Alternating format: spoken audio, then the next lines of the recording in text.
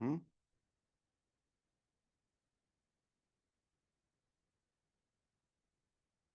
Okay.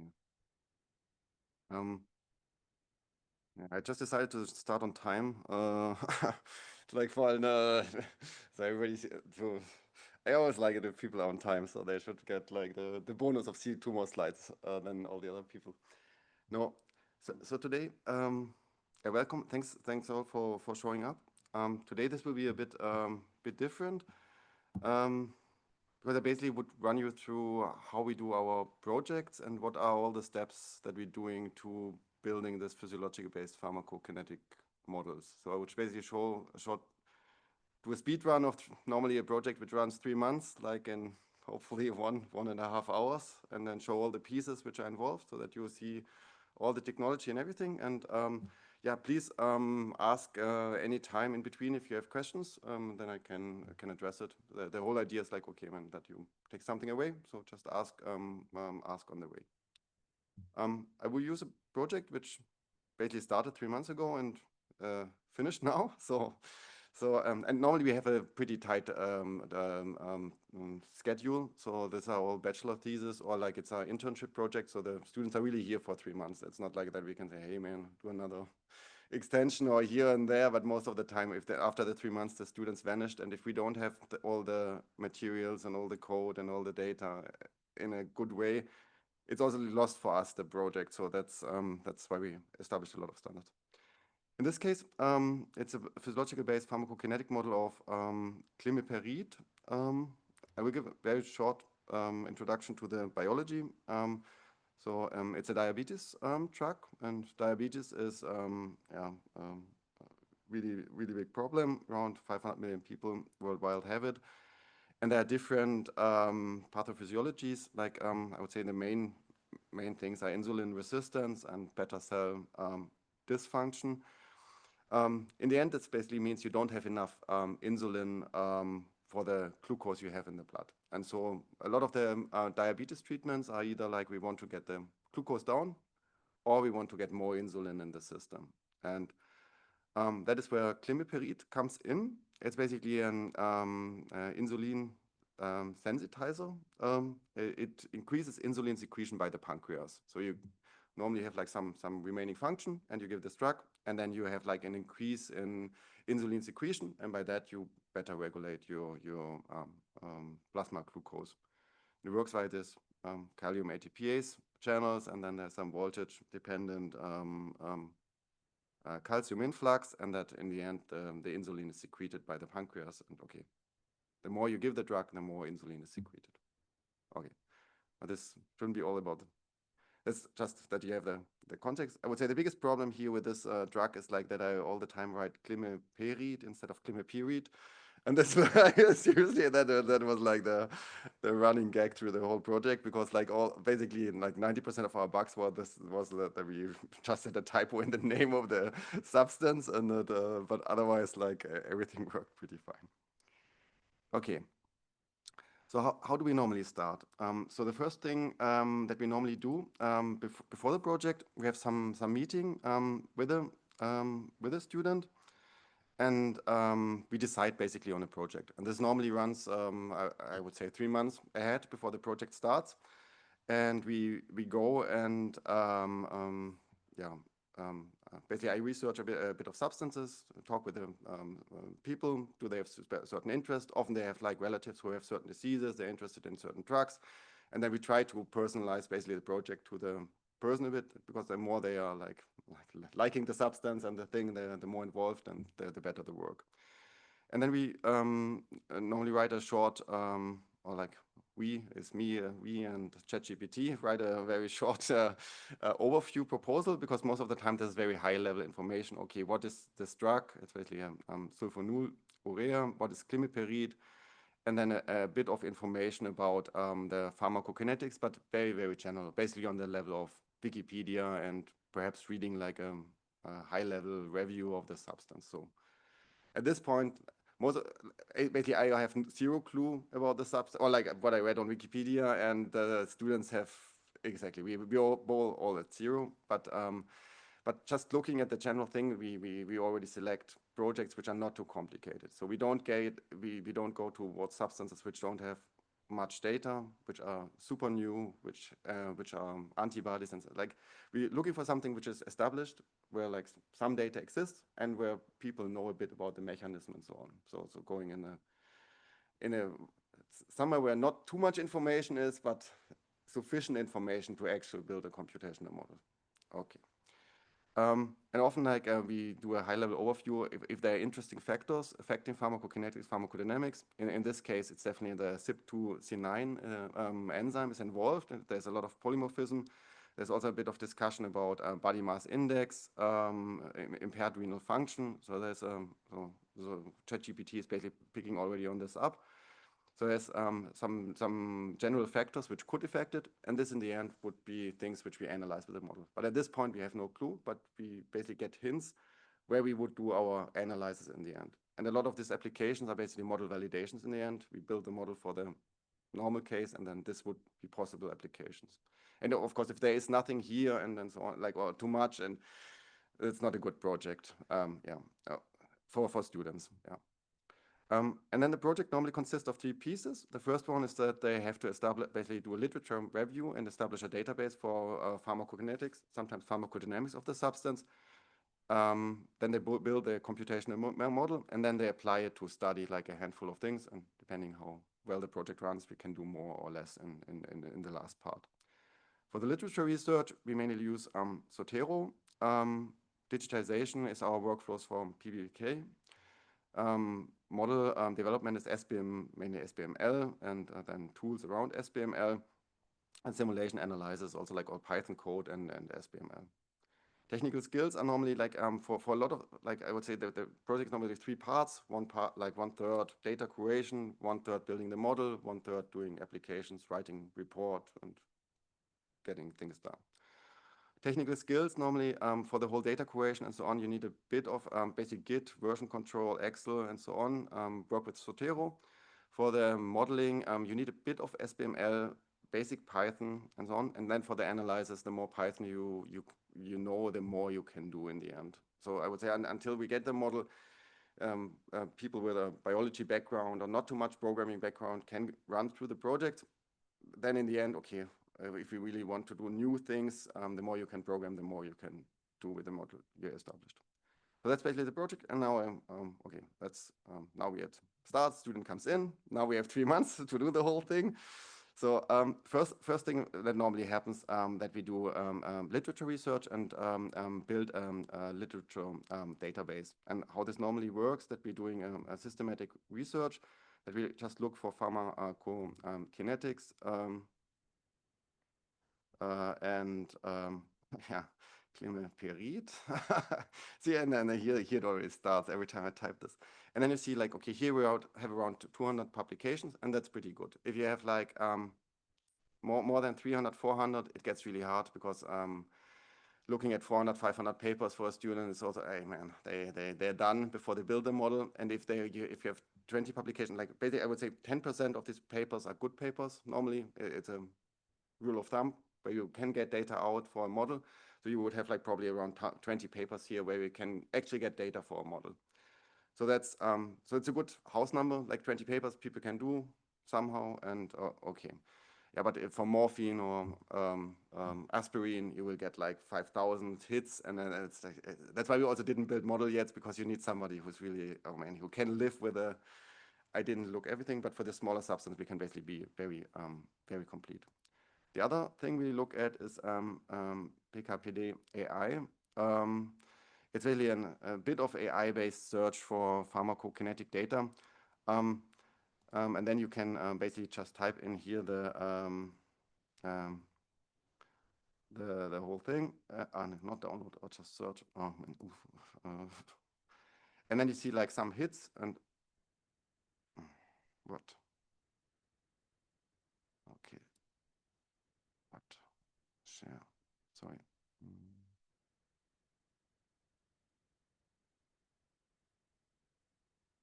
Yeah.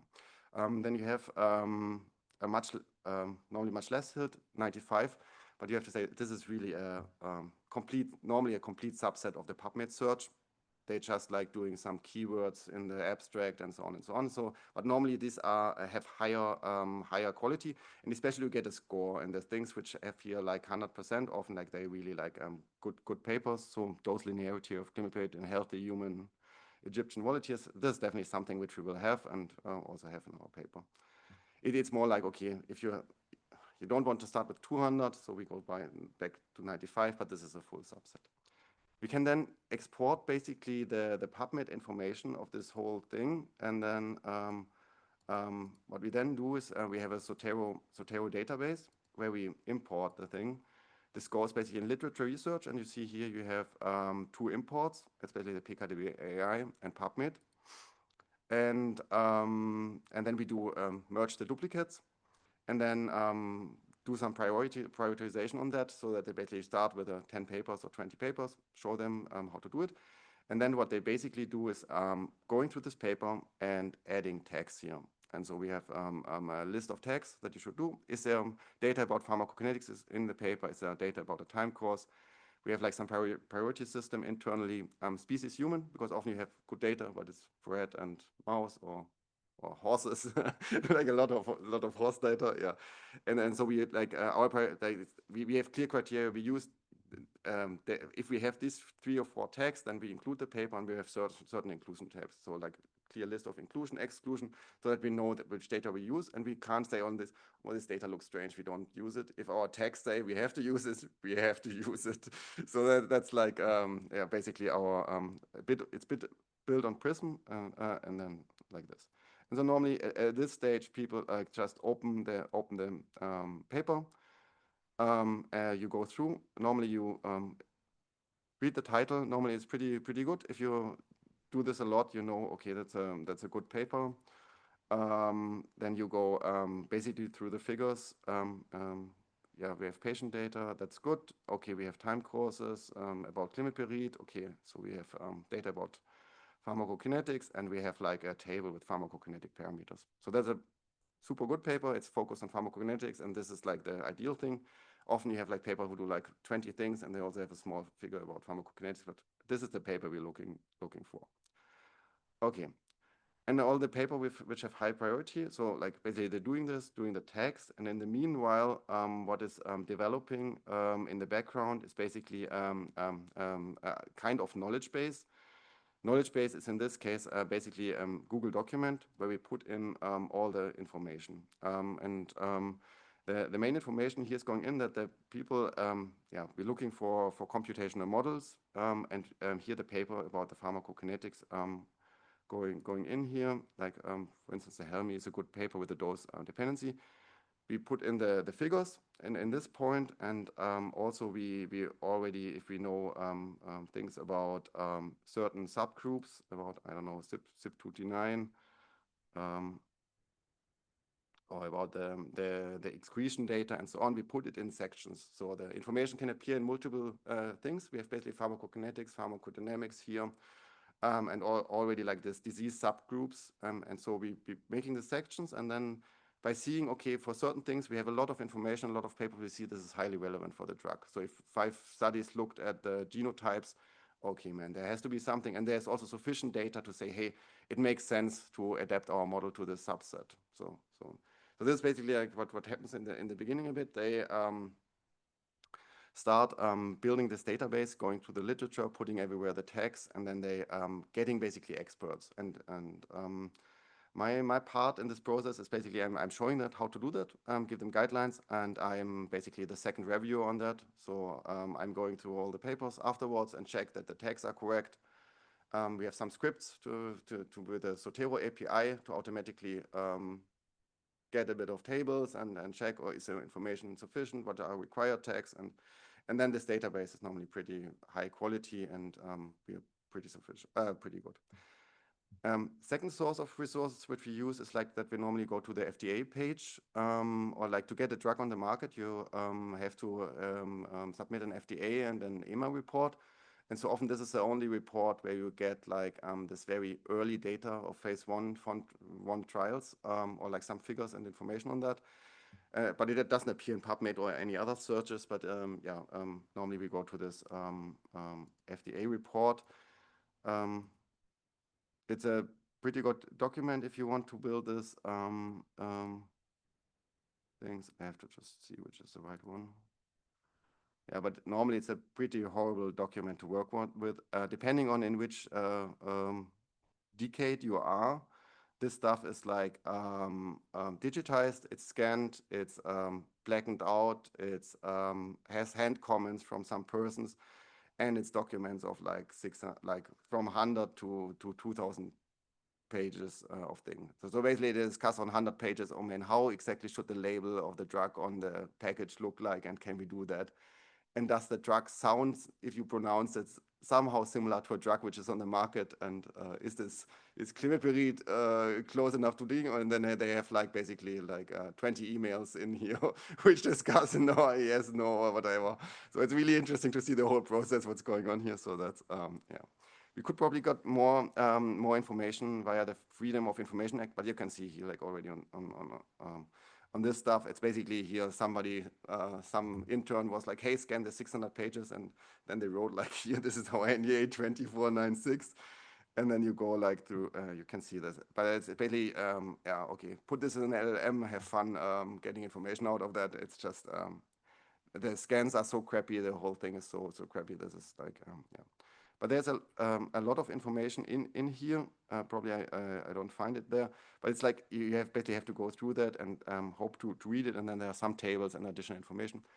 Often the only feces data we can get is via this report, because only in the very early studies, like there's normally 3 to 6 people who get a radioactive version of the drug, and they really measure the recovery in urine and feces, and not like you have to hope that they put the blood for that in here and didn't just say, oh man, we found 20% recovery. Then it's like, okay, then you only have this one single data point for the feces.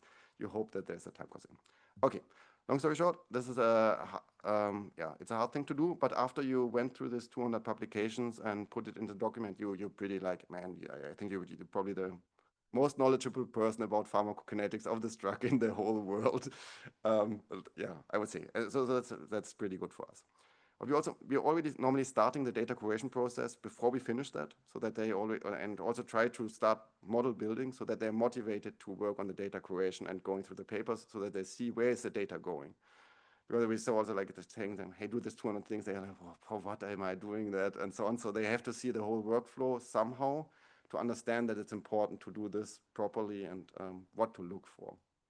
And it's also often a problem, you have to do a bit of iteration. So the first 2-3 days they do something, then you have to do a high quality review, give them feedback, and then they do it properly. That's, yeah. Okay.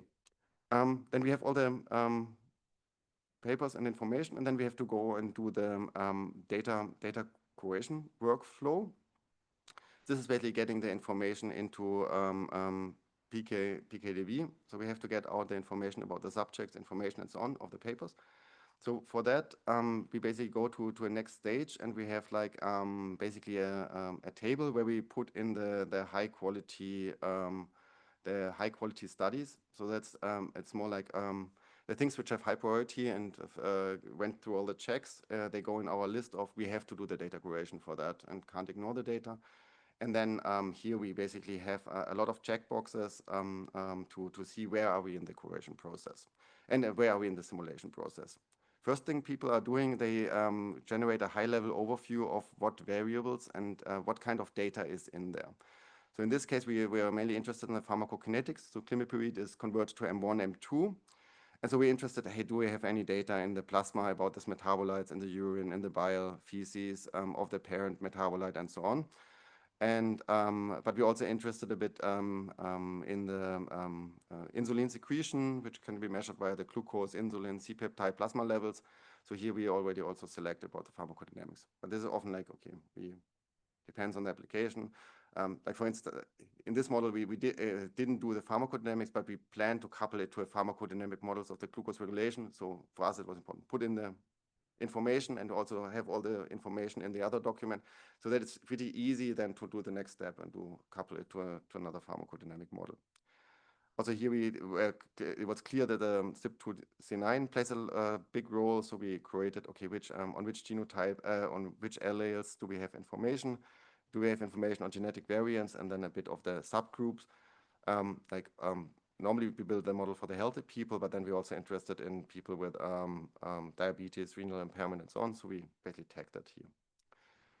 Also what was the doses and so on.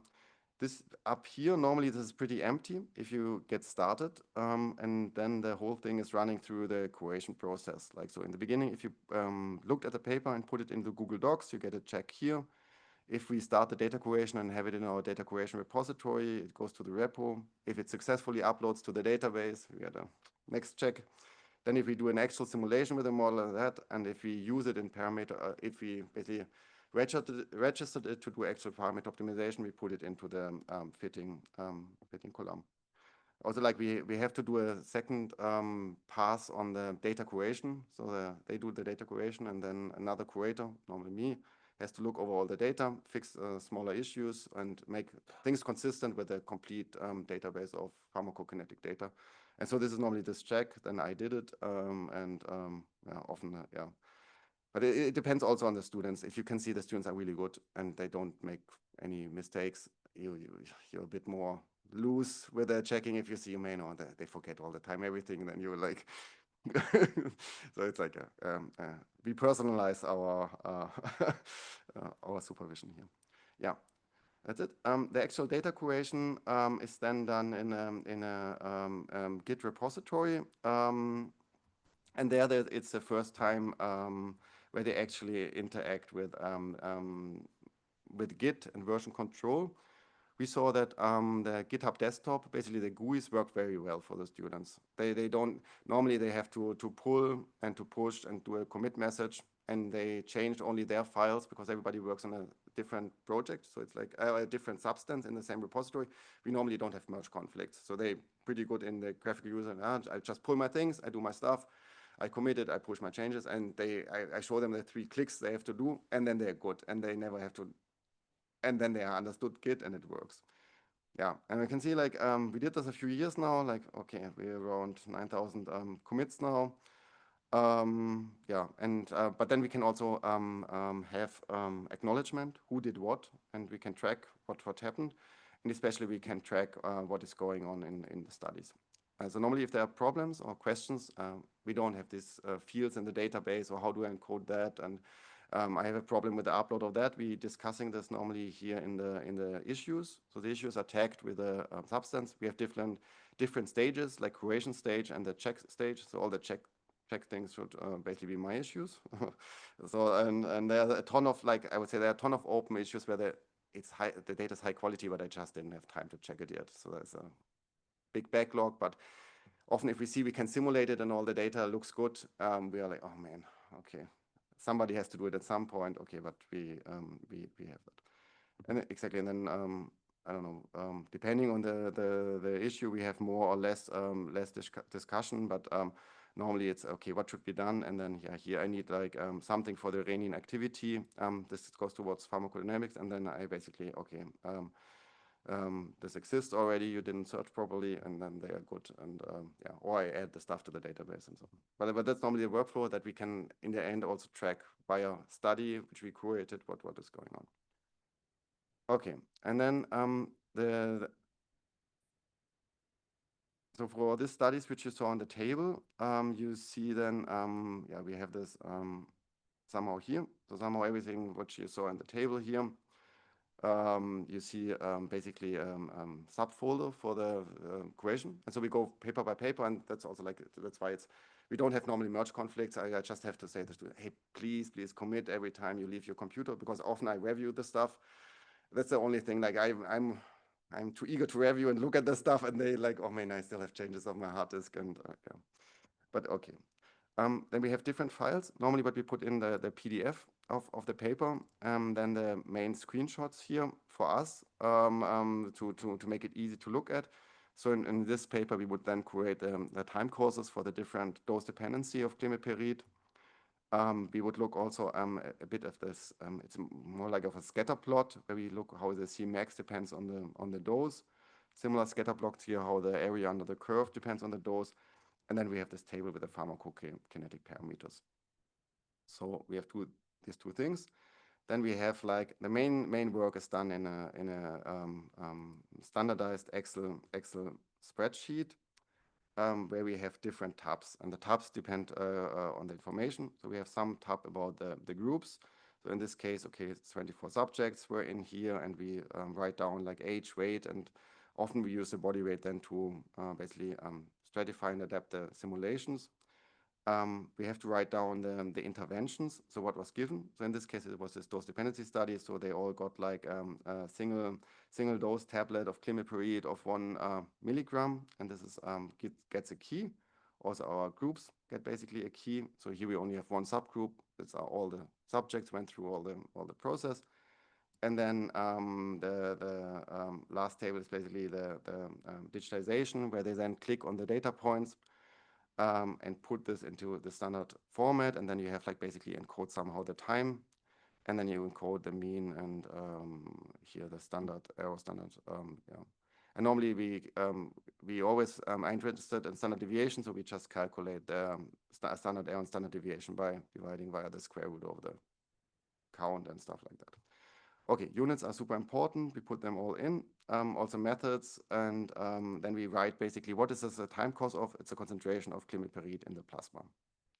Important part is our labels. So this labels basically group data points together, and these are the labels which we later on use in the simulation. So we can say, hey, from this study, Helmi 2013, we want the time course which is called climiperid CLI1, and plot it with our model simulation. So this is the thing which in the end links the whole thing to the simulation.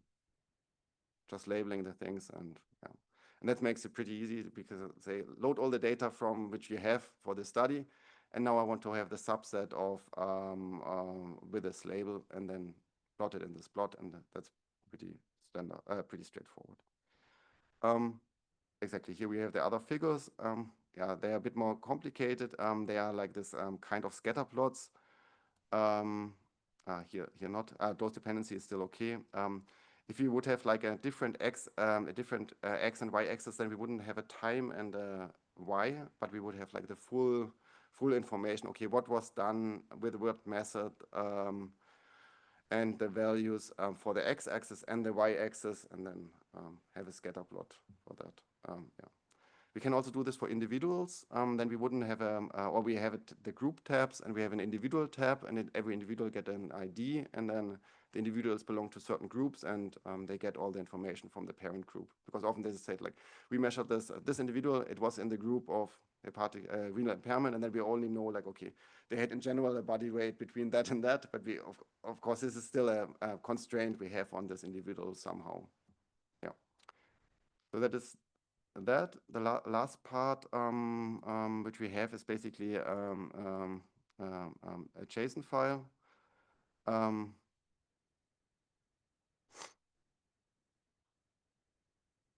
And this creates has a bit of metadata. Here we're putting in like basically in the end the identifiers are only given if we went through if this is all good, if it's uploading, if the quality is high, we give database identifier because these are persistent, and then this goes also like from our alpha version of the database to the deployment version. Also, all this data curation and so on, it works on an alpha server, so they can basically break everything.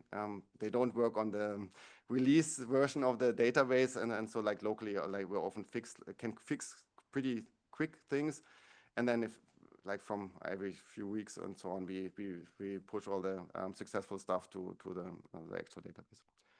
We put in the creation information, and then they copy often like text blocks of the descriptions.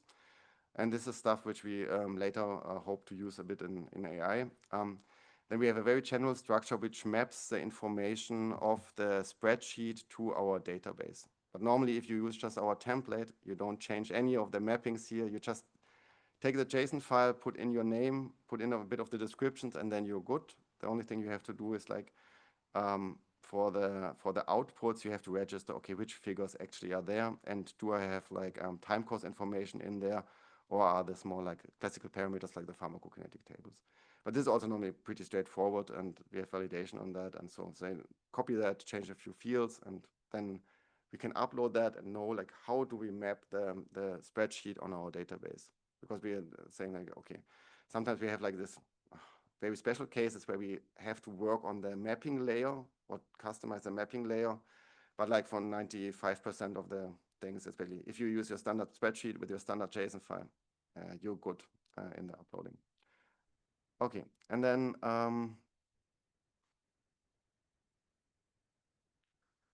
that's basically it. And then for the oh, and then we do the data upload. No, I have to go to the.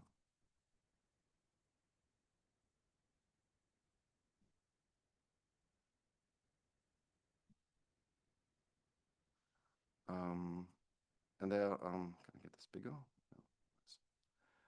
Okay, and there we have like a command line, or like we have a command to upload this to the database. So normally I have to say to which database to upload because I have different things. The students normally they have all the environment variables set at the beginning of the project, so everything is going to the right database. They don't have to mess with that.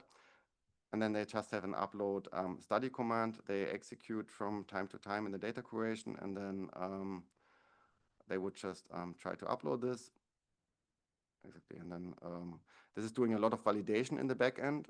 First step, it's doing basically generated like cleaned up and nice TSVs of the whole thing, and often we using the TSVs with the labels for the actual simulation because we often have the case we can't get it yet in the database, but we still already want to do simulations with the actual data, and we don't want to be restricted to say, hey, everything has to work in the database, and man, but we don't even support that, but still we want the data points in the simulation, and so we are like, hey man, okay, yeah. Some of the things goes like simulation directly via the database, but often like we're saying, hey, in the end, this is basically the information you can query from the database, and so we going very early from the TSVs. It uploads all the things. It checks that the cross-references are there, and it checks also a lot of things that it's in the right ranges, has right units, and so on. Let's see if this works. And then you basically can online look at the database. This was basically uploaded now, and then you can look. There's a lot of rendering errors, but in principle you can then see, yeah, this were the healthy, and so on and so on. And I somehow created this time courses. Okay, this is how it looks like. Okay, this is my CLE4, my CLE1, and so on and so on. Get a bit more information. There's not you. The main thing is like have a look if this somehow matches. We had 5 interventions, 5 time courses. A lot of these outputs, which are like pharmacokinetic parameters. And we also calculate additional pharmacokinetic parameters on these curves. So like they report something, but we can also calculate from the numerical values and then do some validation of, okay, are there reported values in a reasonable range to what we calculate from their curves with the right units? And so there's a lot of validation in the back end. And for certain things, you have to use certain substats. And that's what they're working with normally with this the search front end. So you have like basically an ontology-based system in the back to encode all the information.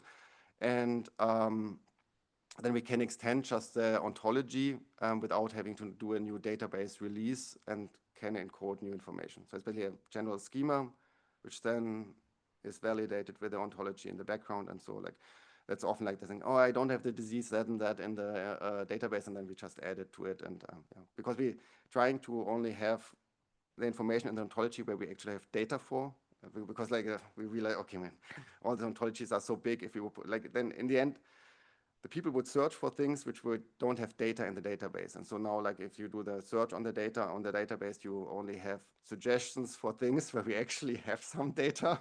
And yeah, so yeah, and it's also more manageable to like, for instance, here, I talk to the disease people. It's easy to now map this all to a disease ontology very quick instead of like having to do this for 10,000 terms. So yeah.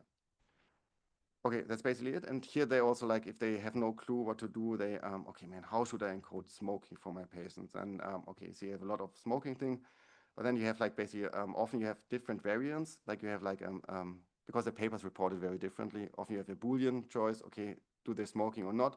Sometimes we report smoking duration. Smoking amount is like reported in cigarettes, pack years. I don't know. It's like this. But you have like then some restrictions. Okay, if you say like amount of cigarettes, you have to say how many cigarettes per day.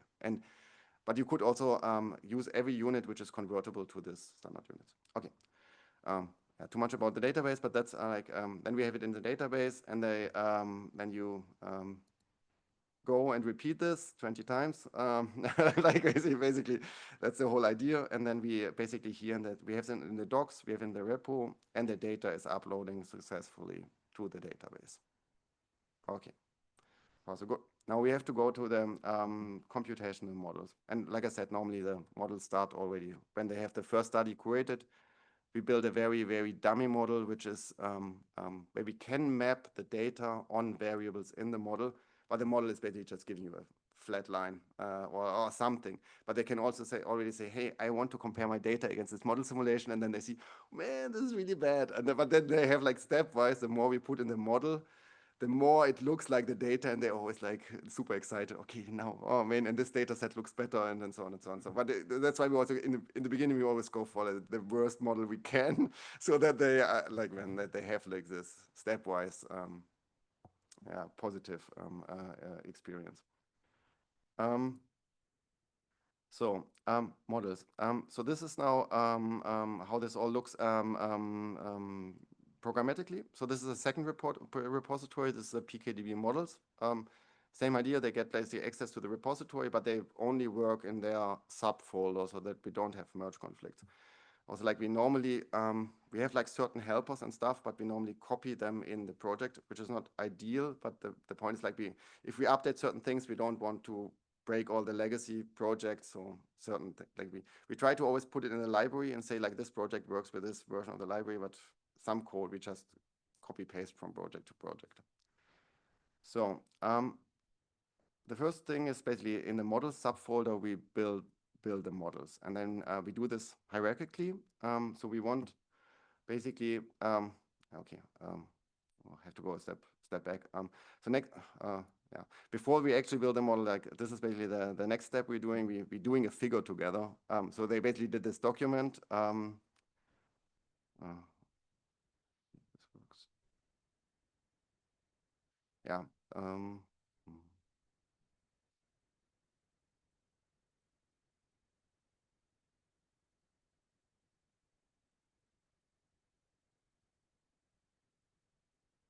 We basically do a figure together and discuss things and say, hey, what should we put in the model so that we have a bit of a that we have a bit of a plan what to do here. So then we would do a figure of this whole thing. We have a bit of a template which we use, and then we just reuse it. And then, yeah, the first thing that we always say, like it's a hierarchical model, we have the whole body model. So in this case, okay, we figured out we definitely need the climiperid and the two metabolites M1 and M2, and then they should circulate. But we also figured out, like from the recovery data and from looking at the urinary curves and so on, that we have the M1 and M2 in the feces, and we have them in the urine, but we basically don't find any recovery of the climiperid in the urine or the feces. So we know somehow the parent drug has to be completely metabolized, and it's going out. What we also found, like from mouse rat experiments and from some humans, that there's basically zero data in the bile. And so this was already very interesting, because normally that you get metabolites in the feces, you have the enterohepatic circulation. It has to go in the liver, and from the liver via the bile in the feces. In this case, there is nothing in the bile, but we see a lot of the metabolites in the feces. And so then we went back in the literature and looked, and then there was reported that this M1 and M2 metabolites are pretty, they can go over the membranes pretty easily. And so what's probably happening is that the climiperid is like metabolized in the liver, and then the metabolites are circulating, and then in the intestine, you basically have an anti-absorption. So it's basically going from the blood in the feces and then excreted. And often you have like the P-glycoprotein and output transporters, which actively can do this on the inner side of the intestine. But there seem to be also like, it can go in the other direction. But that's like, yeah, that's basically like, then you have to figure out what's going on. And also, like normally we have like some certain recovery amounts in the feces. We know around 35 to 40% of the dose should go to here. We find 100% of the dose here, so we basically have like a bit of percentages, and we know this is metabolized and mainly in the liver, and we know CYP2C9 plays an important role. But basically, nothing was reported. Where is this metabolite M2 coming from? We don't know if it's directly formed from the climiperid or the M1. So we basically just did an assumption in the model for that. And then we go back and say, now we want to build the submodels and the model for this system in here. I would start with the kidney. It's pretty easy. So here we would just want that M1 and M2 is going out of the system. So we have a submodel for the kidney. And so what we're using for that is to build, we're using SBML utils to build the model. And normally how this looks like is that we define a few additional units. We have certain templates which we reuse so that we ensure that our submodels have all the same units. So all the submodels import the same units. We also have like the general same units on our times and extent, substance, volumes, and so on. So to make the submodels compatible, but also like on a larger scale to make all the models that we build compatible. Yeah, and then some general information about creators and so on. Just information which we inject in all the models that we build. Exactly. Then we normally document a bit the whole thing, adding creators. Then we having compartments. In the simple model, it's basically just the external compartment. The external compartment for the kidney is basically the plasma. Then we have normally the kidney volume. In this case, this is just there to localize things. Yeah, and then we have the urine where this is put. And then yeah, species, we have the M1 and M2 in the plasma. M1 extern, and we have the M1 and the M2 in the urine. So that's basically the species we put in the compartments. And then I will explain this in a second. And then we have like some reactions, which is basically just the excretion of M1 goes in the urine and M2 goes in the urine. Normally for the excretion, we have like a single parameter per substance. This is like this. Here's just mass action kinetics.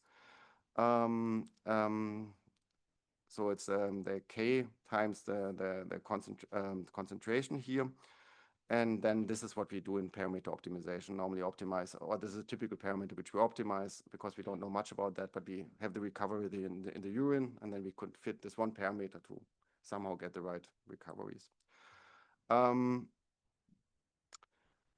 we always do with our reactions, we scale everything with the volumes. And then this is really nice because this allows in the end, we build then the human body, and then we just basically change the organ volumes and then all our weights scale. So basically the bigger your liver, the bigger your kidney, the more function you have, because the function per tissue volume is normally pretty similar. And then we have like often additional factors which allow us to simulate certain things. Like for instance, the renal impairment, it's basically a factor which just scales all the processes in the liver. So the worse, it's something between 0 and 1. And the smaller the value is, the smaller your whole processes are.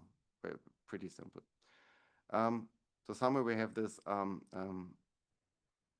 this parameter. So it's basically a scaling factor for renal function. And normally we try to do also to document all the things as good as possible, because then if we export the SPML, we have all these annotations, and that makes it easier for people to understand what the parameters are for. Here, in addition, we often map to a bit of clinical readouts, so that people don't like a parameter between 0 and 1. So we just map it to a typical estimated glomerular filtration rate and creatinine clearance, by just having like a bit of additional rules to calculate this here from the renal function, and we scale it with a healthy value and so on and so on. So we bring it on reference values, and then we have a readout, which is creatinine clearance. But for us, we did something between 0 and 1, but the clinicians, the glomerular filtration rate is like 80, and they understand then suddenly what's going on. And that's also always an important part, like to basically have a simple core model, and then we have a bit of layer to readouts or like also to model inputs. Okay, and then we can in the end basically run this. What it's doing, it's basically collecting all the information. So ignore the lower part. This should fail, but and then it checks all the models with units and checks that everything is okay. And if you would basically have something wrong, then it would just basically it would give it should give. I know. Okay, that's that shouldn't fail, but that's SPML. But like basic thing, if we yeah. Oh man, I used the one thing which shouldn't. But here, okay, that's definitely should fail. Then we should get an error in the model, because it's basically if you can figure out, okay, our equations are not correct and the units are not fitting, and it gives you basically the hint where is something going on. And yeah, this is not very readable, but okay, if you get a bit used to that, you understand where the problems are. Yeah, and yeah, and also like you don't see this right now, but normally if we also have like a bit of recommendation layer for our students, so you can see this here. So basically a warning name should be set on this. So normally we say like, okay, we should have an SBO term, we should have a name, and so that they at least like, okay, it's a valid model, but we give like sub recommendations. Okay, this should all be documented, so that's easier. But we allow to be, don't put units to something very like prototypey, but to go towards the release, and we have to get rid of all these warnings.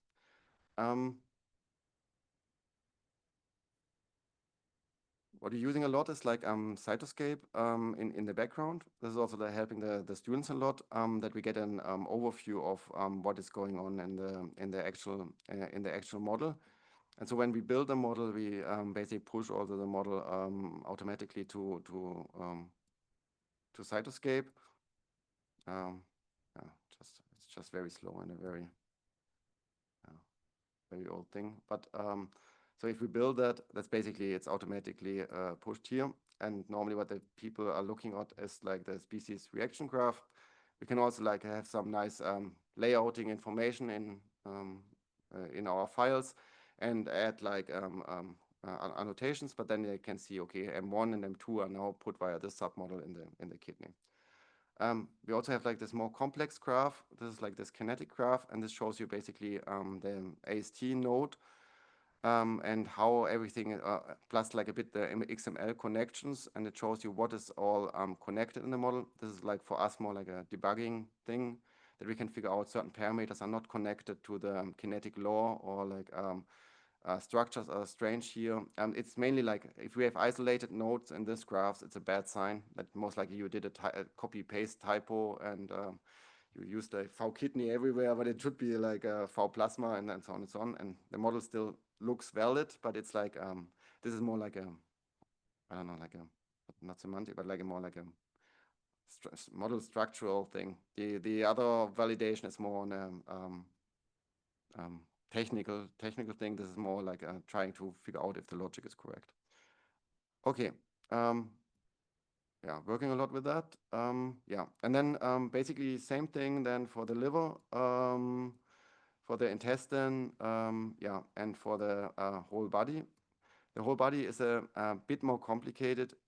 Yeah, we're currently working on getting this into some templates, but like, long story short, what you basically do is that you register what substances do you want to circulate in your bloodstream, and you have to somehow register which organs should be involved in your system.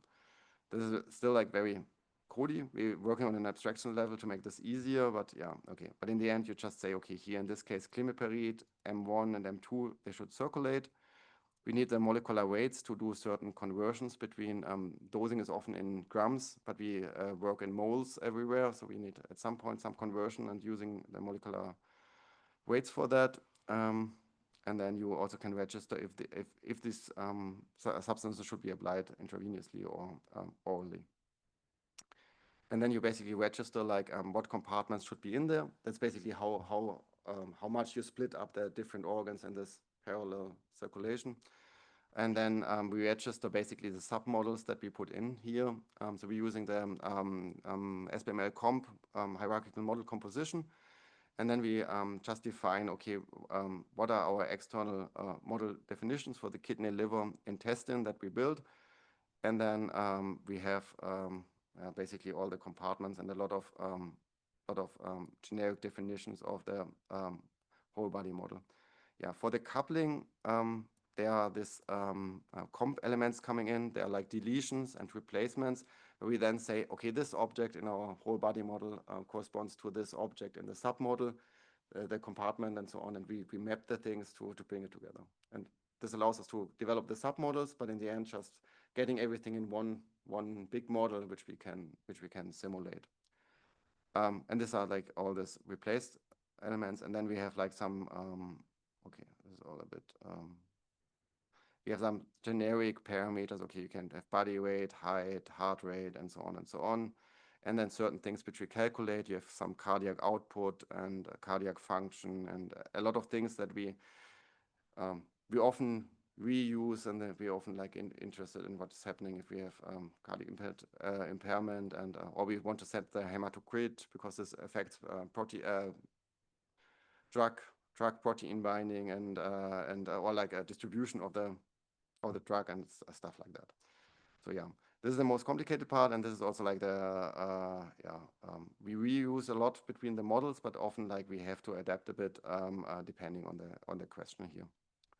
If you build this model, in the end, what it's not doing much. It's basically giving you this graph here you see in this figure. It's giving you the connections via the different blood compartments via the circulations. And this has very simple transport equations, which are basically blood flow, time concentration. Basically what you had also on your slide. This is very standard way to do these models. And this gives you the transport. The only important thing is that you somehow need like mass flux balance, like basically everything which goes in the one direction, 100% of the blood flow has to go in the back direction, and so you have to have certain rules in the model. So if you change, for instance, blood flow here, still the sums have to work. Yeah, exactly. But if you build this the circulation, so we basically get this 3 nice spider webs, which correspond to what I showed on this figure. And these are basically the M1, the climiperid, and the M2, which we registered that they should be circulating. But right now there's no interaction because the conversions and so on, they happen in the liver submodel, or the excretion happens in the kidney model. So we have to still do the actual flattening of the model, bring the submodels in, and apply all the deletions, replacements, and so on to get one flat model. And that's happening in the model factory. The model factory is in the end the one thing that we run in the end. It's basically doing everything. It's creating all the submodels. It's creating the body model. It's doing the flattening. It's putting all the thing in the combined archive, and it's adding additional files in the combined archive, mainly like README files, license files. It adds the model figure in the combined archive, and then for all the models, that's submodels and the models, we basically create the files. We also create a file with the differential equations in Markdown, which are often like nicely readable. And then we putting all the things in basically in a Omex combined archive, which is a zip file with a bit of metadata. And so if we run that, you can see basically it's now doing the same thing. It built the kidney, it works. It built the liver, it works. It built the intestine, it works. It built the stomach, yeah, it works. But oh man, we should probably add a bit more of SBO terms and names. But okay, like it's good enough for now. Then we do also like some conversion. These warnings can be ignored. We do the flattening and validate the flattened model, and then okay, everything good. And then we put everything in the archive, and also set the main model as the master, and so that people know you're like 10 XML, but please, if you simulate, this is the one model to do it all. Okay. Also, yeah, we have like a nice README normally, which we put in, and yeah. Exactly, and then if you run that, it built basically all the it built the kidney submodel, it built the liver submodel, which is doing the conversion of the climiparide to the M1 and the M2. It built the intestine model. This is basically doing the absorption of the climiparide, and it's doing this retrograde or this back absorption, which I talked about, and putting from the plasma in the intestine, the substance in the intestine, and from there it can go to the feces. And then the whole body model, it's like the circulation, the spider webs, and then if you put everything together, we have this very nice spider webs which are connected, and they are basically connected via the liver. Which you can see here, we have like this SUB2C9 dependent conversion to M1, and then we have this M1 to M2 conversion we don't know much about, but we assumed. And that's why how you connect the spider webs. And then the submodels for the kidney, they are put to the kidney plasma. And so like we also have the excretion here. Okay, and then we have one model where we can now give the intravenous and the oral doses, and then can simulate what will happening to this different substances. We also have a very nice combined archive where we have everything stored. What we're doing normally we have like provenance by tracking by our GitHub repository. We can track how our Python files basically change, and also can track how our SBML files change. So we could basically do provenance on the XML through the repository. But then we normally also have a dedicated repository for the model, where we do releases if we have like something pretty stable.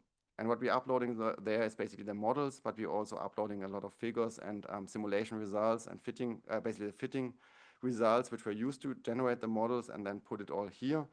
And then can create releases where we then have as asset the Omex archive with the model in there. And we can register the whole thing with Zenodo, so that we can actually say, okay, we did something with that, and we can cite the model version that we used somewhere. And we have reference simulations and the model and everything in here. And it's not like yet ZML and but it's like if you have this stuff, I would say it's very easy to work with the model. And yeah. Especially because you have the SBML file and the information on how we run the simulations.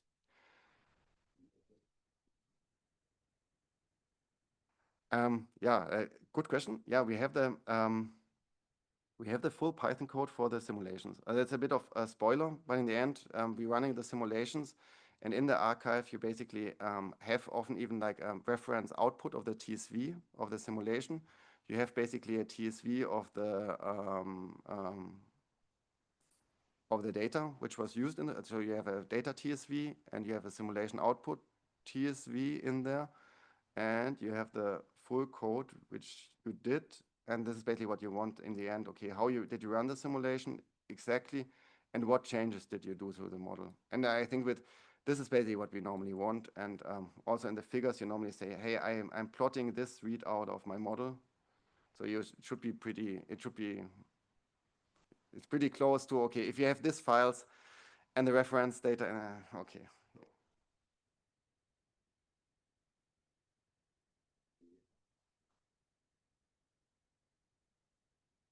No, never. Like we run all the simulations based on the SBML. It's basically, yeah, that's also like, exactly. If we change the model, or if we do parameter optimization, we basically change the model. There is like, there is somehow in between layer, because we have to run the whole model factory to update the model. We have like a bit of intermediate layer, which is it's basically in the base experiment. So for all our simulations, we have a base class. So we say we run all our simulations with the same settings. And here we have the opportunity to first define information, but we have the opportunity to apply default changes. So that's how basically you load your model, and this for all your simulations, you want to change a certain parameter. And this is often like we ran parameter optimization and want to inject the parameter in to see how do our simulations look, and so on. before we type all the parameters in the actual model. So this is like, normally before we do a release, we have to do all these changes in the actual model, but we have this intermediate layer. If you want to do quick change to all your simulations, you can do this here on this level. And so there we have a base experiment or simulation experiment for which we use for all our simulations, and then here we can override stuff and define information which we use in all the simulations. That's, for instance, like things like, okay, for the different genetic variants, we have certain activities. And of course, like if we have two simulations for you who use a variant CYP2C9 star 8, we want to have the same value and not manually encode it here and here. So it's more like all shared information between simulations should be in the base class. Okay. Yeah, but that's it. Like basically, we have a model. We can run simulations, and then what we're doing is creating the simulation experiments for the models. So this is basically called in the studies, and so what we have in the end is like a file which is defining now the actual simulation for this HARMONY. I'm using this multiple dose studying. So there you have like certain interventions which were given, and you can already see these are the keys of the interventions which we had in the other data table. And then, we have certain blocks in our normal simulation experiment. So if you know ZML, this looks very familiar, and it's pretty close to ZML. So it's like somewhere we have data sets that we can load, and we have simulations that we can apply. A simulation is applied on a certain model, and this gives you a task. But that's also, it's a very nice concept because we can run the same simulation on different model versions. We have something which is called fit mappings, and this is basically registering your observable and your data. It's saying, what do I compare to what? And you somewhere have to register this level and add a bit of metadata. So that's what we're doing. We're saying, define this mapping and provide a metadata level. So what kind is it? Because often in the parameter optimization, we want to run sub-problems and say, we only want to use the healthy data, which has star 1 alleles and is in fasted condition. And you want to encode this basically where you said, like, this is my data and I compared it, and this is this kind of simulation. And then you have a big table and can filter the subset of data you want to use to fit certain subsets of parameters. So that's what we're doing here on this that's why we're encoding really the fit mappings and the metadata. And then in the end, you have figures, and there you basically say, I now want to plot certain things in my general plots. So that's also very, if you know ZML, this is basically the ZML thing, which is going on here with all the colors and all the stuff supported. And then you say, what do I want to plot on my x-axis and what do I want to plot on my y-axis, give a bit of labels, and say from which task, that means basically which simulation with which model this is coming from. And then you just say, hey, now what data do I want to plot? Now here, remember this climiperid, CLI1 label, CLI2 label, and so on. And then in a simple loop, you can say, now for all my doses, which I defined here, I'm plotting all the curves. Exactly, and then you can just execute that, and that is now using the TSVs. And then you can see here, okay, now what we did is basically simulated the data from the study, which we created like 1 month ago. But that's basically the workflow, and we're trying to get pretty early here. And normally with a bad model, this would just look, the data would look nice, but you would just have like some curves which are totally off.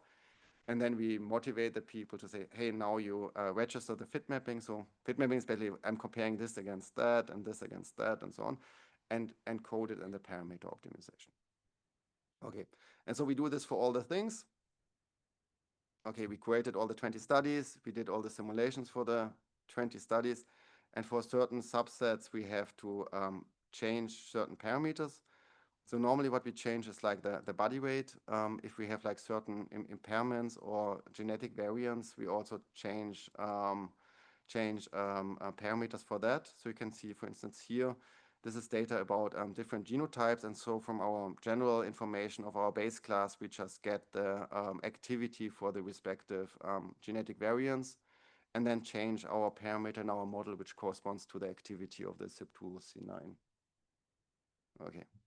Well, that's basically the idea, but in the end, it's always like run a certain simulation which has to match to the data and then do changes. And the more information we have in the data curation about the subgroups, the more we can put in here. But it also depends a bit on what kind of, what is important. For instance, here the body weight has a strong effect, which we saw like in the data curation. And so like body weight is definitely important. And that's, yeah. Okay, so we're doing all that. And then we have all the studies. And so a few weeks later, then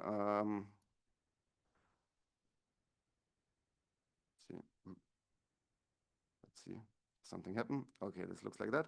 Then we basically get all the plots for all our data, and we did a lot of simulation experiments, and okay, and have a lot of fit mappings, and okay, okay, runs through, runs pretty fast, but yeah,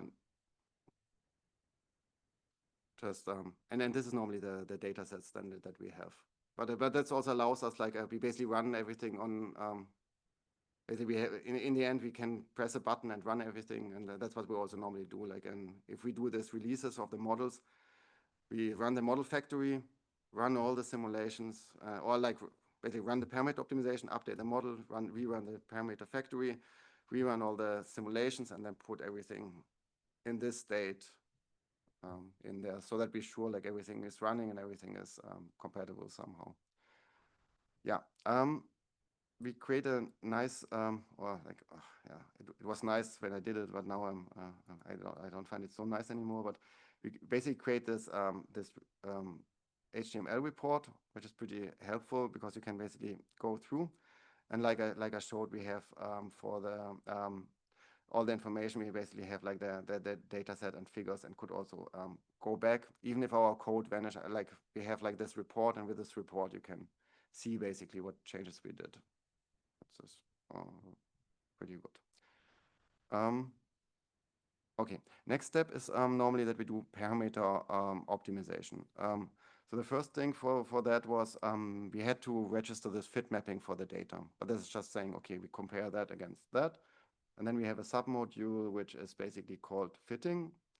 It consists of 3 files. The one, it's called parameters. And here we define basically different subsets of parameters which we want to fit. So often it's basically a parameter optimization problem. It's basically a set of parameters plus a set of data plus like then some technical thing, which method and so on you want to use. And these are basically the 3 pieces which you can see here. On the one hand, we have a set of parameters. So here we want to optimize certain parameters for the tissue distribution. We have like lower upper bounds. Normally some start values, also provide some units. We have something for the absorption. We have something for the fecal excretion, and something for the liver metabolism in here, and then something for the kidney excretion. If you remember, this is the parameter I talked about. This is like basically which you register here, and this is like, in this case, we only have this all subset. Second thing is what we call fit experiments. This is here we can basically say, okay, we want to load now all our fit mappings from a certain subset of data, and then we want to apply certain filters on that. And these filters are basically working on the metadata of these comparisons. And by that, we can create certain subsets. Like for instance, we want only control data in the CYP2C9 wild type, and then we would apply the filter. Okay, this should be the baseline filter and genotype filter, and can mix these filters and get easily subsets of data for certain subset of parameter that we want to optimize. This also like gives us a nice tabular view in the end of what we have. So that's basically, okay, all the data that we have in the end, and it gives us like here, like basically the metadata. Often we like filter out co-administration of other drugs, and so because there's drug-drug interaction which affect the pharmacokinetics. Also, we often focus on single dose applications, and tablet solution can make, like the application form can play a big role if the absorption rate is strongly affecting the drug pharmacokinetics and so on. And so we have the subsets of filters, and also root, IV, PO, and so on. And then per model, we can define, of course, what is our metadata. So we have a standard set of metadata, which we try to have on all models. But if the CYP2C9 genotype we will have on this model, but on another model where it doesn't play a role, we won't have this in the fitting metadata. Last part is basically the fitting. I would say it's a lot of code, but in the end we can write basically some local or global optimization problem.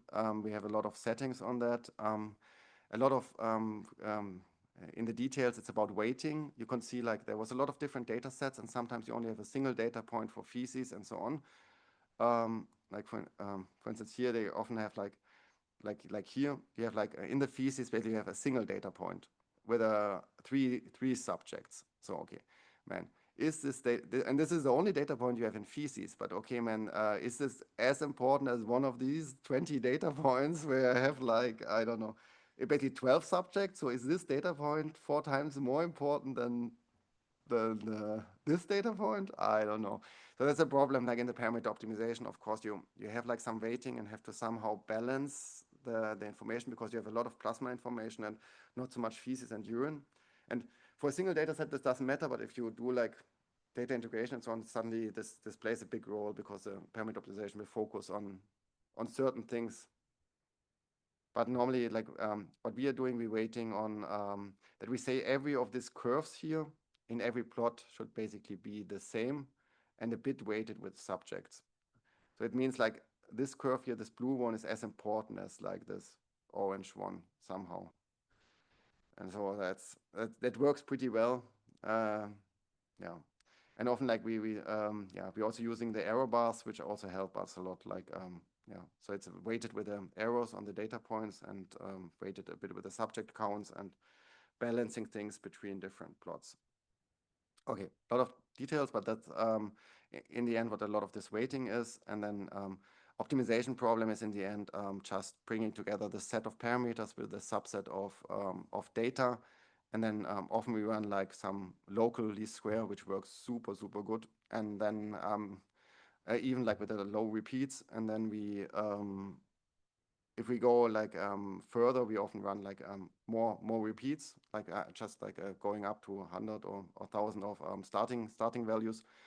And then sometimes we are running the global optimization, but normally like global optimization for us takes often like very, very long, but it doesn't give much better values than if we just run a highly parallel multi-start local things. But because the models are also like pretty nicely behaved and yeah. Okay, but that's it. But in the end, you would also do like, you can then register like certain subsets of parameter optimization, and then they get a right subset of parameters and right subset of data. And that's basically what this is doing here. You can then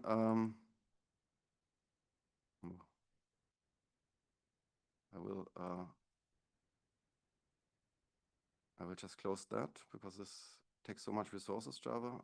So okay, and exactly.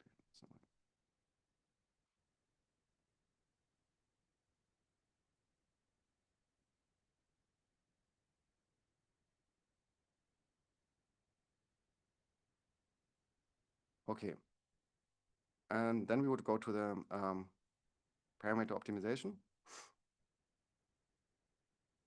And then normally we register a command for that. So this is Python code, but we register a command so that we can bring this on the server. That's a bit of a problem. We don't want to do this in PyCharm.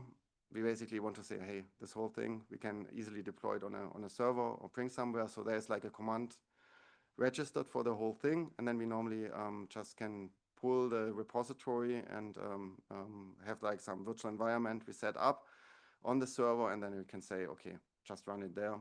And yeah. And also there, it's just using a lot of resources. And then we're just basically saying, okay, what strategies we want, what subsets, and how many cores and how many optimizations. So in this case, we want to run on 8 cores, 8 optimization runs. It tells you in the beginning, okay, what subset of parameter it wants to optimize. So it's a pretty heavy problem. It's a lot of data. You can see 8 parameters, and then it's starting like basically the workers. Let's see how this goes. So, but we have to say this is the real world parameter optimization we run to optimize the problem. And that's also a sign like it's still pretty doable and pretty fast. We could optimize something on that, but I would say it's pretty fast, and probably a minute or two. Yeah, you can see like a lot of problem is that a lot of the data sets don't have actually error bars, and so we have to infer a bit like the error bars, which is like we use a educated guess of the coefficient of variation. So we have the errors on all our data, and then we can do an educated like bad guess, like or like we do like a safe guess, and then inject basically error bars on a lot of data, so that we can use the error information where we have like very tight error bars. Yeah, so it runs all the optimization. Yeah, this is also like sometimes the code is not. Big problem of the code is like that it's basically, oh man, all optimizations have to finish, which is, oh man, total design flaw of this whole thing, because sometimes like an optimization gets stuck, and then and then you have 99 optimizations which worked, and the one thing is stuck, and then you're like, oh man, that was the, and then yeah. Okay, but this is also then creating a nice report in the end, which gives you like good information. Okay, what is going on, and yeah, and so what we're looking at different things. The first thing is of course that we look at how well is the things fitted. So what we get is like we get an output. We get some warnings if the stuff run against the bounds. This often means, okay, it wants to go in a certain direction, but our bounds are often like physiological bounds. It's also like where this parameter ranges could be interesting because this is also like parameter ranges on this parameters. And then we get basically the optimal values. We get different plots. The one is like that we look at the cost over time. So this should basically get down, and we can see, okay, all our 8 optimizations found different or found a similar optimum. Yeah, this model we started pretty close from the optimum, so it's like it was okay. Not very surprising, but normally okay, it runs in the same time, but it has much more improvements and so on. But it's yeah. Exactly, and then we have like this waterfall plots. Normally, like if you run more optimizations and are not starting close to a one optimum, you find multiple local optima, and then you would see like this basically like a waterfall structure. So right now, all our seven plots are basically here at the same level, and so that here you don't basically see any changes. It's pretty flat. Next thing we look at, especially the prediction versus experiment. So normally, if this lies on the line and it's pretty equally distributed on both sides, it's pretty good. But you often find that you get really like this hockey stick-like things, that it's going like here and here. And this is often because your the flanks of the pharmacokinetics are not fitted well. You can often fit the peaks, but then it's going down too fast or too slow and so on. And this is often tissue distribution or things like that. And often like things are like totally all over the place, and this is a sign that, okay, your model is just crap and you have to improve something. Okay, this is also not a nice plot, but it shows you the distribution of the residuals. Normally they should be normal distribution, and that looks pretty okay on both sides of the zero. We have approximately the same amount of points. So it's not, yeah, often you see this is totally biased, and this just shows you, okay, my model, either parameter optimization totally didn't work, or my model can't really describe the data yet. I have to do structural changes in the model, updates, have other mechanisms in there, and then you would go back to the model and go from there. We have a bit of information how much the different data sets contributed. And what you normally just want to see, okay, man, this is somehow equally.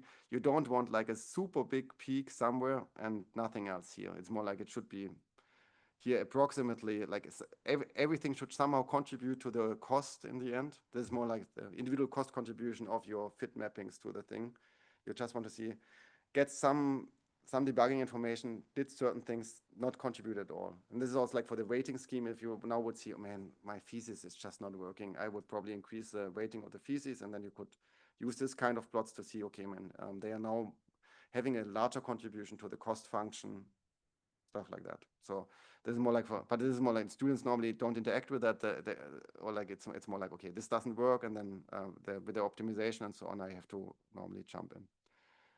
Also, sometimes, yeah, you would look at, of course, like outliers and stuff like that. I'm pretty sure this is just a data curation error here, that somebody put a 0 where, or I don't know, it's probably not a well digitized data point. And then you get overview of all the curves, like why this stuff is not fitting. There's certain reasons, but this depends on the substance. But overall, like a lot of things fit well. But the problem, of course, is like this large set of heterogeneous data sets, 20 studies, and every study has like some bias. And so like this will, the mean model will fit in the middle of the data somehow, but there will be some data sets which are too high and some which are too low, but overall, and some will fit really well, but like overall, okay, we hitting the things. And that's what you see, like it's also like it's just like, it could focus on this part here, or it could focus on this part, but both at the same time, it's not possible. It's either like we need additional changes in our model, like for instance, additional stratification, individualization, saying, oh, we forgot to put in the body weight, and this body weight is creating a lot of this variability, and if we put this in our simulations, then we see, okay, this is going down. And this is also stuff that we often see. Or we wrongly encoded something as healthy, and it's like renal impairment, and so it's totally off. So it's yeah. So there's good indicators here, but this is often like totally normal if you put 10 data sets together, that some like are basically double the size and some are half the size.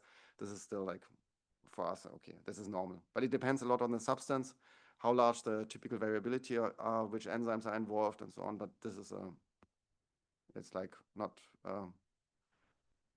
it's not a bad prediction. Besides, like people like being used to seeing a single curve and it should fit. It's exactly. It's a lot of heterogeneous data, and okay, you could do like individualized.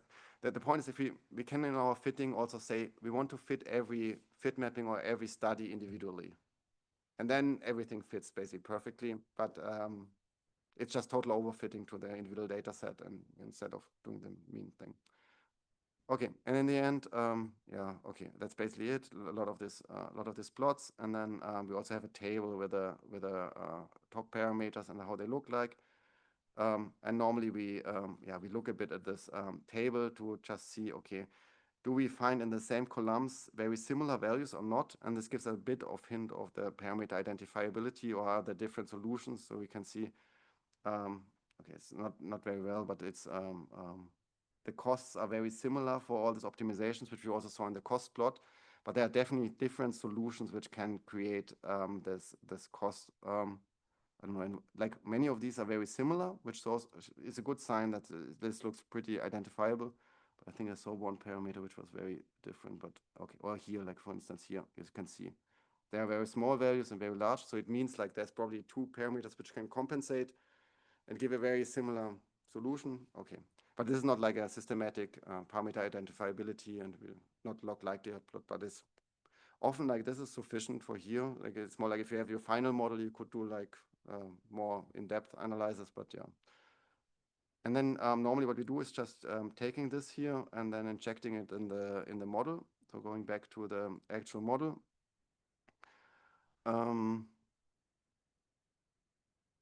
So we have the studies, and then we go to the base experiment here. And then if you want now to use this parameter the optimal values now, we would basically just put them in here. And then if we now run all our model simulations, we run them with this fitted parameters. And so that's normally pretty straightforward also to get we have the optimization results, we inject them here, see, okay, does it work for us? Or often it's like, okay, man, we fixed something, but something else totally broke now. Okay, how to deal with that, and so on and so on. But it's like, that's a typical workflow. Okay. And then normally we have a model, and then we go to the analysis. In this case, we did a few different analyses which were interesting. Ah, yeah, okay. One thing I forgot. When we do the oh no, that's not that.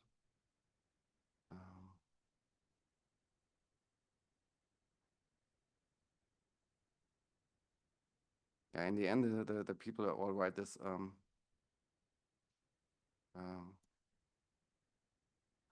write this together, but yeah. We document, of course, like this a bit of systematic literature research that we did. So this is basically what is normally coming out of the tags and so on. So from the beginning, so this is basically the search that we did, and then we combined it all. Like for 200, we could access the PDFs. Then we screened it, and then there were certain filters, and in the end, we have like this 19 studies somehow where we actually did data curation on. And of course, like all these tables also come out of this Google spreadsheets in the end for the publication. And a lot of like the visualizations you saw here, like they're basically coming out of what I showed before here. Also, this equations they're coming out of the model. So when we build a model, I didn't show that we build the SPML. But we also have different serialization formats, and one serialization format is that we serialize this to Markdown, and then we have like also like pretty close things here. We can also do it to LaTeX and stuff like that.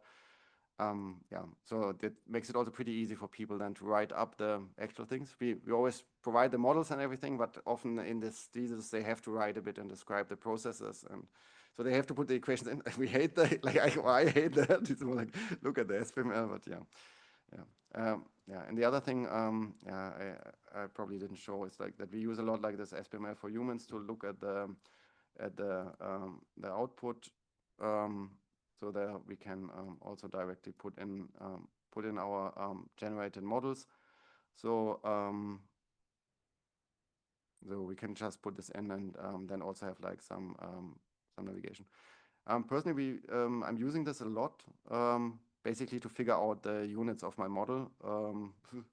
If this makes sense, because we need it often to do changes, to apply changes to the model, and also like in the parameter optimization and so on. We need the units, and so often I'm just using this here to look it up, and then if I my what my M1, I don't even remind. Okay, don't have this. Yeah, but I can basically filter the whole thing and figure out, okay, the parameters. So if I know the parameter name, I'm pretty good. If I don't even know the parameter name, then I'm okay. But it helps me to interact and get the units, and also get a basic understanding of the model. Yeah, and because we also annotated a bit, and yeah. Okay, where was I? Exactly. Then we have our model, and then we are interested in doing normally some final analysis with that. And that's, yeah, I can show here a bit what the analyzes are, and then I will run them programmatically. So on the one hand, we were interested in the dose dependency, and also here you can see you have basically two studies who did dose dependency. This Helmi, which I showed, and this Malajic 1994 who did it, but the data doesn't really fit together. Like it's like the one say like it appears a bit later, and the height is not really, I don't know. So it's already these two things, but it's basically the same thing, and that's somehow the what we get. So we looked at the dose dependency, and then we can of course also do things that we have the pharmacokinetic parameters in the data, so we can do a dose scan of the model simulations and then just plot all the pharmacokinetic parameters which we calculate on the curves. So that would be basically here we can show, okay, time courses are okay. Now we can compare all the predictions of the pharmacokinetic parameters against the data in the database from the different studies. I can see, okay, this agrees very well for the climiparid, M1, M2. Kind of goes to like parameter scans and things like that. look at things like renal impairment. Here's often the problem, the data is very sparse. So like there's basically one urinary data set for renal impairment. And then for a single subject, there's data. That's why this also looks so far off, because it's a single subject and we have large variability between the subjects. And so, yeah, but that's how it is. But they reported a lot of like the pharmacokinetic parameters. And so we can run the model simulations and then change the creatinine clearance, which corresponds to this F renal function parameter, and then just compare, okay, how would our things compare? We can see we have a lot of variability on the data. And so most of the things are fitting well, but certain things don't fitting well, and then we can go back in the biology. And here, like one discussion is that the albumin concentration is changing in renal impairment. And because glimepiride is bound very strongly to albumin, we probably would like to explain this dependency here. Instead of predicting a flat line, we have to put in the albumin dependency on renal impairment and the protein binding to albumin, but then we could explain it. But that's like one way where we can see, okay, a lot of things are fitting good, certain things don't fit, and then you can go back to the literature and try to figure out what's going on, improve the model, and yeah. Or in this case, just put it in the discussion. Yeah, so, okay. General idea, and yeah, you can do this. You can do this all with hepatic impairment. The problem is that's basically the only data which was ever reported on what is happening in hepatic impairment. And it's just giving you very broad ranges, and they don't even say, okay, there's just like some patients with liver disease. Okay, no clue, but that's all with what we know in the world about glimepiride and hepatic impairment. Okay, but then we can again do the hepatic impairment simulation and compare, okay, this data points, and okay, at least they don't completely rule out our model, but okay, they don't also, I don't know if they tell us something, but yeah. Can do body weight simulations we did, changing the different body weights, and then we can see a clear effect between normal and obese people in the glimepiride M1, M2 in the sum, and also in the urinary excretion. And often for us, it's more important to see this quantitative difference between the two groups. For us, it's not so important that it fits perfectly, but the direction has to be right and the size has to somehow be right, if this makes sense. So like, so even if this is off, for us, it's a pretty good prediction because we can see the effect size. Yeah. Yeah. And that's often how it works. And then that's becomes even more, yeah, we can do the same here with the body weight scans, but this becomes even more apparent for the CYP2, C9 genotypes. And so last thing what we did with the model, we basically then had the activity scores for the different genotypes. We can sample from some activity distribution from these genotypes, which we fitted to some experimental in vitro data. And then we can simulate basically the variance in the pharmacokinetics of glimepiride M1, M2 on the different genotypes here. And then also again, compare this against experimental data. How would our pharmacokinetic parameters here, AUC, Cmax, Tmax, change between the different genotypes? And we can see here also there's no data reported for the metabolites, but we can see in general, we can capture, okay, the effect within the variability that our model and the data has, yeah. Exactly, and then we can predict the data which is available, and that's what I meant. Like we see the general effect is good, predicting the genetic variance, but the problem is with the genetic variance, often you have like only very low counts, n equal 1, because these are very rare variants, and also between the studies, like things are very different, and so it's so this data is often very noisy, but we can approximately show the right effect, like sizes or the right directions of change, and often the right effect sizes. Yeah.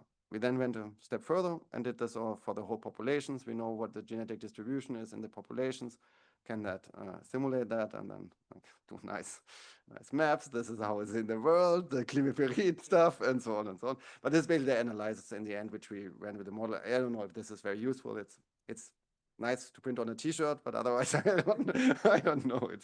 I don't know, and it sells well. And we wanted to I wanted to do rich plots all my life, so that's why we did also that stuff. But okay. But I would say that's a general workflow. This last simulations which I showed, it's this is basically also all in here in the experiments. So we're running this different simulations with a different data. Also, all this dose scans and so on. This is all part of the simulations here. So a lot of the things which you saw on the plots, basically all the plots which you saw, they are generated here. And in the end, we can basically just run all the simulations, and this then puts everything together. Like I said, like with the if we deploy the model, we basically put in this whole folder of the parameter fitting. So in the local results, we have like this fit results we just ran with all the informations and all the plots and all the tables and so on. But we also have like for our simulations, basically the all the outputs here. So yeah, just letting this run through, and then normally if we then finish, we're putting this all on this other model repository and deploy it. Because right now, like we want to go towards that we have like some libraries, and that we could like also just have this code separately and have all the code deployed. But right now, okay, man, this is all still, we don't want to share everything, because a lot of things is not published, and or like we're working on that, and yeah, it's like it will all be open, but it's more like certain things. It's like it's bad, like if the people just see a lot of crap, like it's more like if it has a certain quality, we put it out completely open, and that's it. It's similar with the database. We have the development database of PKDB, and there everything is high quality. People could also work with the alpha stuff, but there's basically no guarantees. If the people just put in the wrong units, and there are wrong units in there. But yeah, and then similar here with the models. Like as soon as we say like, okay, man, this is good to use, then we put it out. Yeah. Okay, but that's I would say that's basically it. And then you can see here we also have the or should have this additional simulations here in here. Some of this so most of the plots here should have like you recognize from the slides. Yeah. It's more like the slides probably are out of sync with the this exactly. That's why we also would use reveal.js, or like from this like it's also now the idea like to having a like nice markdown report, and we could actually create this report with more information and directly do a presentation from that, and stuff like that, that we're not getting out of sync with a lot of things. Yeah. Yeah. So I think this was all I wanted to say. This is normally the workflow. It's not. It definitely has like a lot of it has a lot of potential, but a lot of could improved in many places. I would say parameter optimization is definitely one thing that we want to go completely go to PHub to be also able to run Amici and other simulators, and this would also make it much easier for us to run our parameter optimization, because right now we have to dynamically generate a lot of these simulation experiment classes, which are horrible. What we actually want is just load the data, load the simulation definitions, and then do the parameter optimization. So we have to create a lot of dynamical objects to be able to run the optimization, which is not good. And and the other thing is like with the ZML support to make this all serialize nicely to ZML. Basically, most of this should work. There's certain smaller things which are a bit complicated, but in principle, this can all be ZML in combined archives and in PHub, the parameter optimization. Another project is now like we're going to SPGN with a visualization. This was also like a lot of discussion here with the disease map people, that we can then programmatically generate the SPGN from our submaps and have like a hierarchical map basically for the body. And basically click through and put the images in there so that you would have like a real SPGN thing, which is basically on top of that here, so that you would have like this nice visualizations in the background plus an SPGN thing where you can click through, but in a hierarchical fashion. let's see how this goes. But I think this would be also nice. And this becomes more and more important if you put the models together. So of course, one thing is now we do this for isolated models, but now it's more and more to put multiple models together, and in the end that we have like one model which can describe this 100 substances at once, which then it's more like also becomes simulation issues, like Clip Roadrunner is probably going down. And we have to go to, we saw this with other large models that a big problem is the LLVM compilation, that basically Lip Roadrunner tries to compile everything to a single function, and this works well for pretty small models, but it doesn't scale because the LLVM optimization routines, they basically don't scale linearly, because you have to figure out how to optimize the symbols and so on and so on. And so normally if you have big models, you should compile them in many small functions which you connect, which is much more efficient. And you can do this in Julia. So like we did this for large models, that we just basically do SBML Julia import and then customize the LLVM compilation, and then the models run much faster, because it's more like the LLVM compilation in Roadrunner took then 5 hours, and the simulation took like, I don't know, 20 seconds. So it's like to just get the compiled code is getting the bottleneck for larger systems then. Yeah, but that's basically what I want to say. Like if you have questions, I don't know, it's a bit of, I just wanted to walk you through what we're doing. I hope you can take something from that. I don't know, and that's what I'm dealing with my whole day. So, are there questions?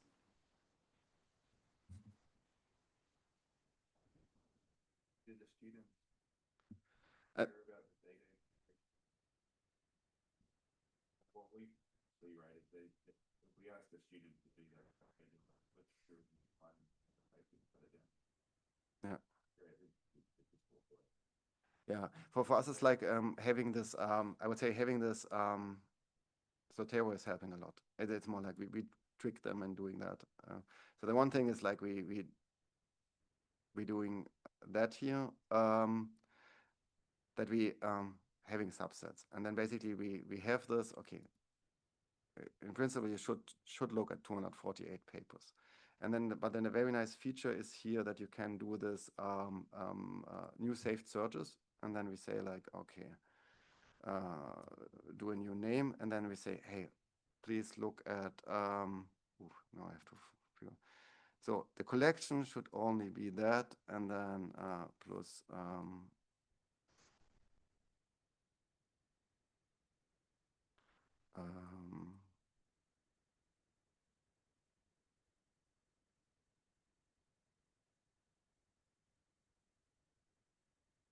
ooh, yeah. Okay, Orman was soon.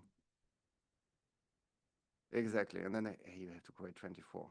And then normally we filter only the ones with PDF, and then you will say, hey, just have to look at this 20 ones. And then we just do the filter, change the filter secretly, and suddenly. And normally it's also like if they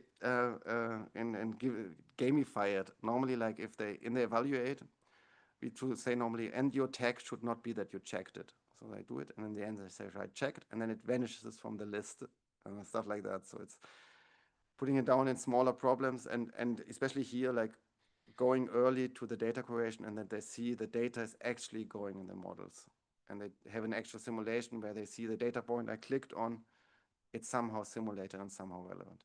But it's definitely, I would say that's the hardest part. That's a lot, it depends a lot on the students. But normally it's also like, they know they don't have to do this for the rest of their lives, and they know it's like probably 2-3 weeks of I have to go through this, and okay, but then I can focus on the modeling more, and then I trick them in the modeling, and then no, it's like that's the point. It depends a lot on the mentality of the students, but it's also like but often we select also students which are where we see they have the technical background, and they have like they are somehow persistent. So but it's difficult to say. Some projects definitely failed on the way. That's yeah.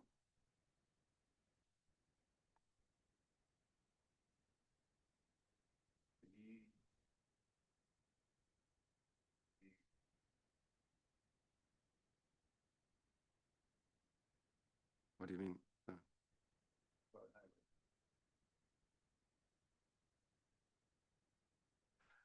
Yeah, yeah. I don't know. For me, it's I, I want to get this more documented and more open and more clear. But right now, I honestly have to say this is something which we use in our lab, and it works because I'm in the lab. If I would drop out, this the whole thing would go down. It's not like that you go there and use it like it's not like QSP or like SimZip or so, where you have a software and you click and it's pretty intuitive, but it gets technical, but on the other hand, you have like also like the freedom to do everything that you want and write the equations and so on. So that's yeah, but it's definitely a learning curve. So I don't know. If this is something like I don't know. Certain parts of that, like definitely certain blocks, I think could be very good tutorials. Like for instance, okay, like general, like how to build SPML models and show like best practice and showing this at the examples, and that could be some block. Also like I don't know, definitely pyramid optimization I could see is like one thing which is pretty in itself clear. Data curation is probably best practices, stuff like that also. But this whole modeling in the background, I don't know. It's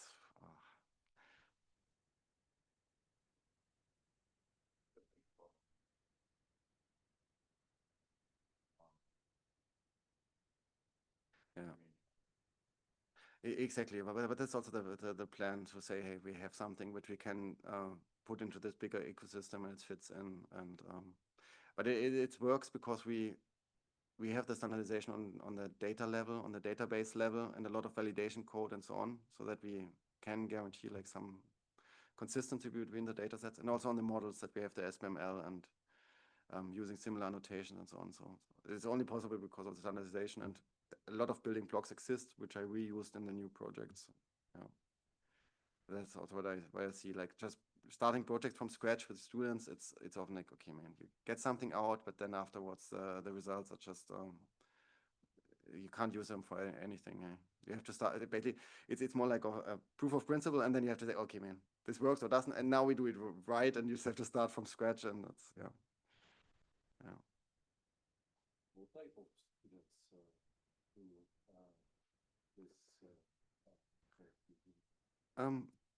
because, for example, myself, I teach students of medicine.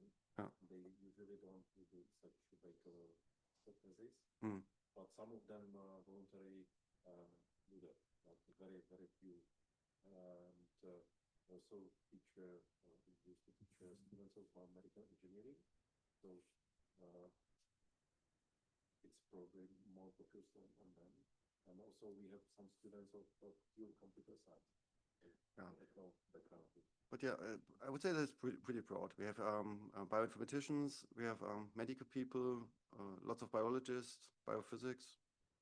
I would say that's pretty broad, and they all also physics, math, all STEM background is basically coming. Pharmacy a lot. Yeah, I would say, and it's all doable for them. It's more like it's not like they have to do the project with me, but it's often like they're super interested in the field, and they are like, I want to do a project and I want to do my bachelor thesis here. So they really motivated and interested in the field, and so it's more like in this direction. If it would, we also do a bit of courses where we have to teach the general student population without interest, and this is much harder. Yeah. So it is interfaculty that from several faculties students can join. Exactly, they can do like from the whole university, they can do the bachelor thesis, and we have a lot of we have this Humboldt internship project, and there they by the university, it's a 3 months summer internship project. I can and there I normally get like in the summer always like oh,